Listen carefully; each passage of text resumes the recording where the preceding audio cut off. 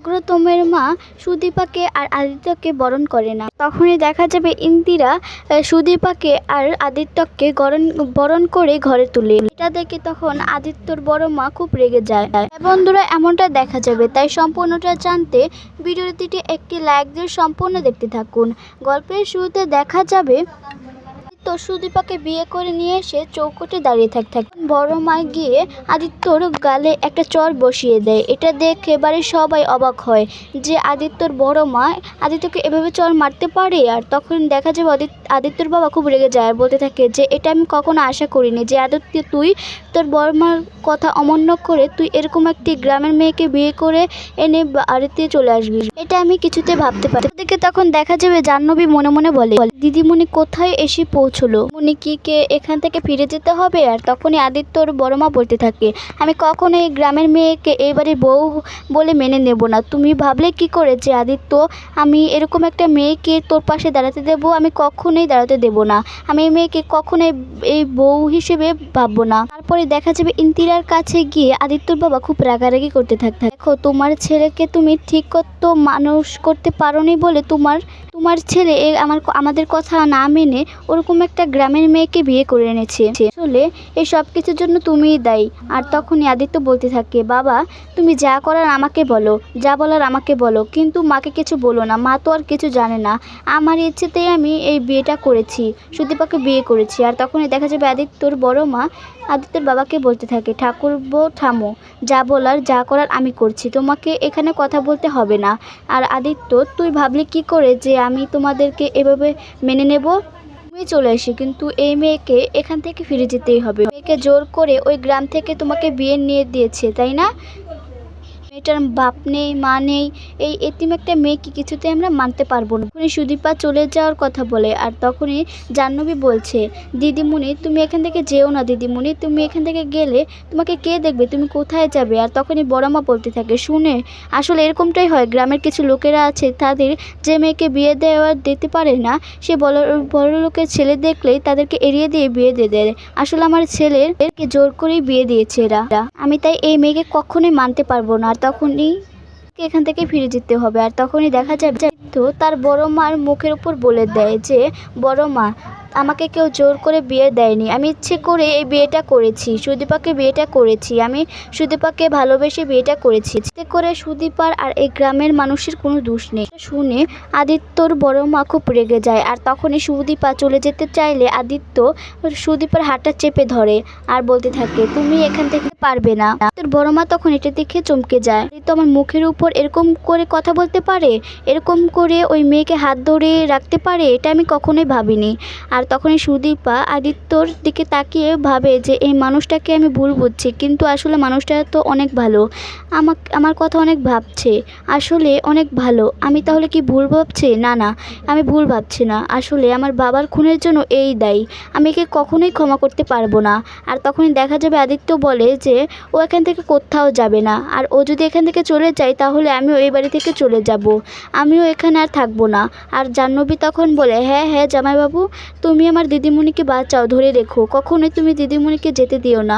আর তখন আদিত্যর বাবা বলে কি বলতে চাচ্ছেন, আপনারা যাই বলবেন আমাদেরকে কি সবটাই শুনতে হবে, মেনে নিতে হবে? এখন জোর করে এই আমার ছেলের সাথে এই মেয়েটাকে বিয়ে দিয়ে দিয়েছে, এই মেয়েকে কি আমরা মেনে নিতে হবে? আমি কখনোই মানতে পারবো না।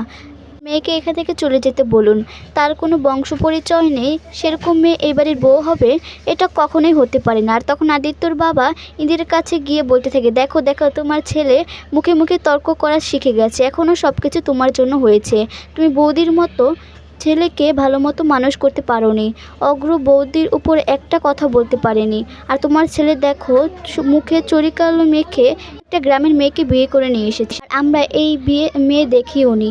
আর তখন আরশি বলে যে বাবা আমরা জানি সত্যি দাদা ইচ্ছে করে বিয়ে করেছে।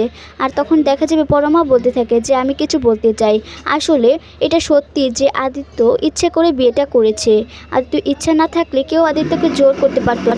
বড়মা বলতে থাকে মা আমি তোমাকে ওর হয়ে কথা বলতে বলেছি, ওর হয়ে কথা বলছো, তুমি ওকে কতটুকু চিনো? আর তখন দেখা যাবে পরমা বলতে ওকে মাফ করবেন, কিন্তু একটা কথা বলতে খুব মন চাচ্ছে, এই মেয়েটার তো কোনো দোষ নেই, আসলে দোষটা হচ্ছে আপনার ছেলের।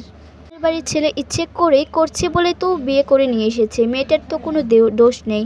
আদিত্য তখন মনে মনে ভাবে, জানি বড় মা সবসময় ন্যায় পথেই চলবে, বড় মা অনেক ভালো একটি মেয়ে। আর তখন দেখা যাবে জানকী ভাবে যে এই মেয়েকে আমি ভুল বুঝছিলাম, আসলে মেয়েটা তো অনেক ভালো, না জানতেই তাই বোনের পাশে থেকে কথা বলছে। তারপরে দেখা যায় বড় মা আরো মাকে বলতে থাকে যে বড় মা তুমি তো জানোই ওই মেয়ের কোনো দোষ নেই, ওই সবে মাত্রই বাবা মারা গেছে, বিয়ে করে নিয়ে এসেছে আদিত্যর কি দোষ?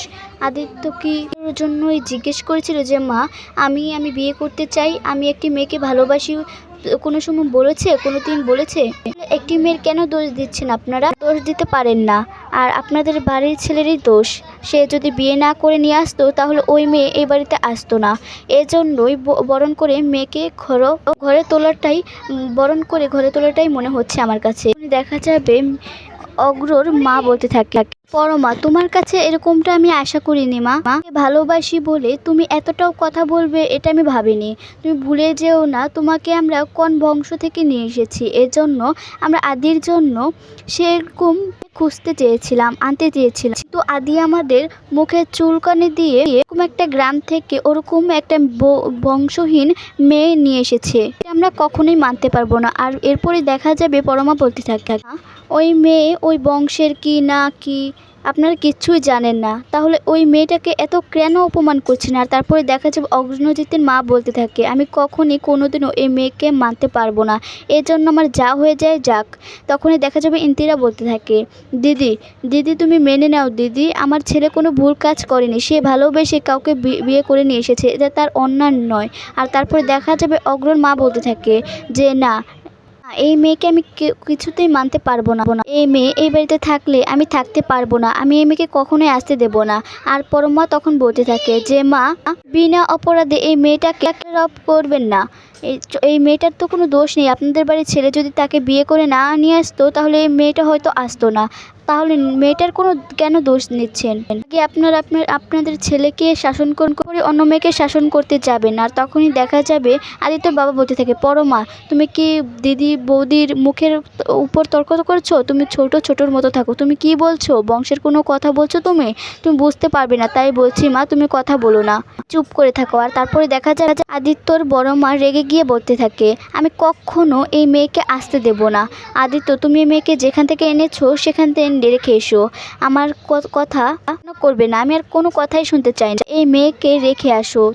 তখনই দেখা যাবে সুদীপা বলতে থাকে, আমি তো এখানে আসতে চাইনি, আমাকে নিয়ে আসা হয়েছে বলে তো আমি এখানে এসেছি, বললে আমি এখান থেকে চলেও যেতে পারি। উনি আদিত্য বলে, না সুদীপা তুমি এখান থেকে যেতে পারবে না, তুমি এখান থেকে চলে গেলে আমি হয়তো তোমার সঙ্গে চলে যাব, তোমাকে আমি এখান থেকে কেউ মানে দিতে পারবে না। আর তখনই ইন্দিরা বলতে থাকে, না বাবা তোদের এখান থেকে যেতে হবে না, যদি দিদি বরণ না করে তাহলে আমি বরণ করব, তাতে কোনো সমস্যা নেই, আমি কখনোই কোনোদিনও দিদির উপর কথা বলিনি, কিন্তু আজকে বলছি আমি আমার ছেলের ভবিষ্যৎ আমি বাড়ির সংসারে নষ্ট এটা কখনোই হতে দেব না, কারণ আমার ছেলে ভালোবেসে মেয়েটাকে বিয়ে করে নিয়ে এসেছে, আর এই আমার বাড়ির লক্ষ্মী ঘরের কাছ থেকে চলে যাবে আর আমি মেয়েটা কিছুতে দিতে পারবো না, তাই আমি এই মেয়েকে বরণ করে ঘরে তুলি।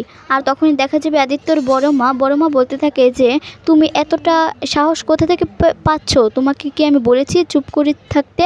আর তখন দেখা যাবে জাহ্নবী মনে মনে বলে যে যাই হোক দিদিমণির অন্তত শাশুড়ি দিদিমণির পক্ষে আছে, কেউ থাকুক বা না থাকুক, দুজন মানুষকে দিদিমণির পাশে আছেই হবে, দিদিমণি মানিয়ে নিতে পারবে। এরপরে দেখা যায় ইন্দিরার বরণডালা সাজিয়ে নিয়ে এসে সুদীপার সামনে বরণ করতে চলে আসে। তখন পরমা মনে মনে ভাবে যে আদিত্য তুমি আমার সঙ্গে এরকম অনেকটা করতে পারলে, তুমি ইচ্ছা করে এই মেয়েটাকে বিয়ে করেছো, তুমি ভালোবেসে এই মেয়েটাকে বিয়ে করেছো, আমি কখনোই ভাবতে পারিনি তুমি এরকম কাজ করতে পারো, আমার কি হবে, আমাকে কে দেখবে, আমি তো তোমার জন্য এই বাড়িতে এসেছিলাম, কিন্তু আমি এখন কি করব, আমার তো এখন কিচ্ছু করার নেই, এখন আমি কি এভাবে আমার জীবনটা কি শেষ হয়ে যাবে? তারপরে দেখা যাবে ইন্দিরা সুদীপাকে বরণ করে বলতে থাকে, মা এটা তোমার নিজের বাড়ি, তুমি নিজের মতো করে দেখে রেখো, হয়তো বা তোমার এই বাড়ির অনেকজনকে মানিয়ে নিয়ে থাকতে হবে, তুমি সব কিছু মানিয়ে নিয়ে এ বাড়িতে থেকো মা, আমি তোমার পাশে আছি। তখনই ইন্দিরা মনে মনে ভাবে যে আমি কখনো কোনো দিন দিদির উপর মুখের উপর কথা বলতে পারিনি, কিন্তু আজকে এই মেয়ের জন্য আমি সব কিছু প্রতিবাদ করতে পেরেছি। আসলে মেয়েটা আমার বাড়ির লক্ষ্মী, আমার জন্য শুভ, তাই আমি এই মেয়েকে আমার নিজের মেয়ের মতো করে মানুষ করব, আমার নিজের মেয়ে করে রাখবো। আমি কখনো ওকে চোখে দেখব না। এরপরই দেখা যায় সুদীপাকে বলে, মা তুমি তোমার পাটা এই আলতার পায়ে থালায় রেখে এখানে চলে এসো। এরপরে দেখা যাবে সুদীপা আলতার থালায় পা রেখে প্রবেশ করে বাড়িতে। এটা দেখে তখন পরমা খুব অস্থির হয়ে পড়ে যে আদিত্যটা কি করলো আদিত্য আমার সঙ্গে। এরপর দেখা যাবে ইন্দিরা বলতে থাকে যে মা, আজ থেকে এটা তোমার বাড়ি, তুমি চারপাশটা দেখে রেখো, তুমি আমার ছেলেকেও দেখে রেখো, তুমি আমার বাড়ির লক্ষ্মী মা। কথাটা শুনে তখন সুদীপাও একটু শান্ত হয় যে না, এই আদিত্য চৌধুরীর মা অনেক ভালো মানুষ, উনি অনেক ভালো।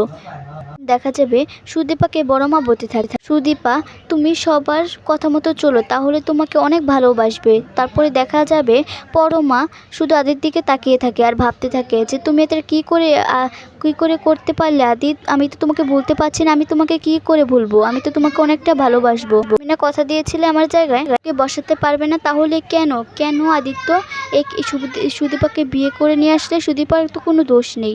আসলে এখানে তো কোনো সুদীপার দোষ নেই, আসলে অগ্রহ তো বিয়ে করে নিয়ে এসেছে, তো ওকে বিয়ে করে নিয়েছে, তাহলে আমার কি হবে এখন? আর তারপরে দেখা যাবে আদিত্যর বড় মা রেগে গিয়ে সেখানে দাঁড়িয়ে থাকে। আর তখন আদিত্যর বাবা গিয়ে পরমাকে বোঝাতে থাকে, বৌদি আমি ওদের হয়ে তোমার কাছে ক্ষমা চাচ্ছি বৌদি, তুমি ওদেরকেও ক্ষমা করে দাও বৌদি, ওরা মুখের উপর দিয়ে কথা বলেছে, মুখে তর্ক করেছে। তখনই দেখা যাবে সেখান থেকে যেতে গেলে তখন বড় মা ডাক যে ইন্দিরা, তোমার দায়িত্ব পালন করা হয়ে গেছে, যদি থাকে তাহলে আমার কাছে এসো, আমি তোমাকে কখনোই ক্ষমা করতে পারবো না। তুমি আমার মুখের উপর দিয়ে ওই মেয়েকে বরণ করে এই বাড়িতে নিয়ে এসেছো, ওই মেয়েকে আমি কখনোই আদিত্যর পাশে থাকতে দেব না, ওই মেয়েকে আমি এই বাড়ি থেকে বের করেই দেব। এরপর দেখা যাবে সুদীপাকে বাড়িতে ভেতরে আসার পরে তো সুদীপাকে বলতে থাকে যে আমি আমার ঘরে যাচ্ছি, তুমি চলে এসো। এরপরে দেখা যায় জানকী বলতে থাকে সুদীপাকে যে চল দিদিমণি, তোকে আমি রেখে আসি। তারপরে দেখা যাবে জানকীকে বড় মা বলে, তুমি কোথায় যাচ্ছ? আর তারপরে দেখা যাবে জানকী বলতে থাকে যে আমি দিদিমণিকে ঘরে দিয়ে আসতে যাচ্ছি। আর তখনই দেখা যাবে বড় মা বলতে থাকে, দেখো বাড়িতে কিছু নিয়ম কারণ আছে, সেটা মেনে নাও। বাড়ির কাজের লোক বাড়ির বউদের বাড়িতে যেতে হয় না, কাজের লোকের যেটা আছে কাজের লোকের কাছেই হয়, সেটা মালিকের কাছে নয়। কথাটা শুনে জানকীর চোখ দিয়ে জল বের হয় আর বলে যে কি বলছে এরা। দেখা যায় বড় মা বলতে থাকে, আপনি কি হন? আর পরে তখনই দেখা যাবে জাহ্নবী বলে যে আমি ওনার মানে সুদীপার পিসিমার মতো হই। উনি বড় মা বলতে থাকে, পিসির মতো? পিসির তো নয়, এবারের কাজের জায়গায় আপনার জায়গা হবে, আপনি যান, ওই ঘরে যান। পরে দেখা যাবে বড় মা কাজের লোককে ডেকে তার জানকীকে তুলে দেয় যে ওকে নিয়ে গিয়ে ওর ঘরটা দেখিয়ে দাও। আর এরপরে দেখা যাবে দেখার পর অনেক কষ্ট পায় সুদীপার, মনে মনে ভাবতে থাকে যে আমি খুব তাড়াতাড়ি পিসির সব কিছু ঠিক করে দেবো, আমি এই অন্যায় প্রতিবাদ খুব তাড়াতাড়ি করব। আগে আমার স্বপ্নটা আমি পূরণ করি, তার আগে আমি ডাক্তার হই, তারপরে আমি একে একে প্রত্যেকটা কথার জবাব আমি সবাইকেই দেব। এরপরে দেখা যায় পরমা ঘরে গিয়ে বসে কান্না করতে থাকে আর ভাবতে থাকে, এটা কি করলো আদিত্য আমার সঙ্গে, আমি তো আদিত্যকে ভালোবেসেছিলাম। এরপরে দেখে আদিত্য ওখানে বসে আছে আর তারপরে আদিত্যকে দেখে পরমা তোর কাছে এলে পরমা তখনই আদিত্য বলতে থাকে, বলেছি যে আমি তোদের কাছ থেকে কফি খাবো না, এখান থেকে যা। আর তখনই দেখা যাবে আদিত্যর ভাই বলতে থাকে, না না ছোটদা, তোকে কফি খেতেই হবে, না চল না। তখনই দেখা যাবে সেখানে পরমা আসলে থাকে যে তার ভাই, চলো না বৌদি আর আমি আদিত্যকে নিয়ে আমরা ঘরে গিয়ে আড্ডা দিই, আমরা অনেকদিন তো আড্ডা দিই না, চলো না বৌদি আমরা সবাই মিলে আড্ডা দিই। আর তখন দেখা যাবে পরমা বলতে থাক না আমার মুড নেই, আমি কোনো আড্ডা দিতে পারবো না, তোমরাই গিয়ে দাও না। আর তখনই দেখা যাবে আদিত্য বলতে থাকে, তোমরা আমাকে বলছো, আমাকে বলো, অন্য কাউকে বলতে যেও না, তো অন্য কোনো কাজ থাকতে পারে।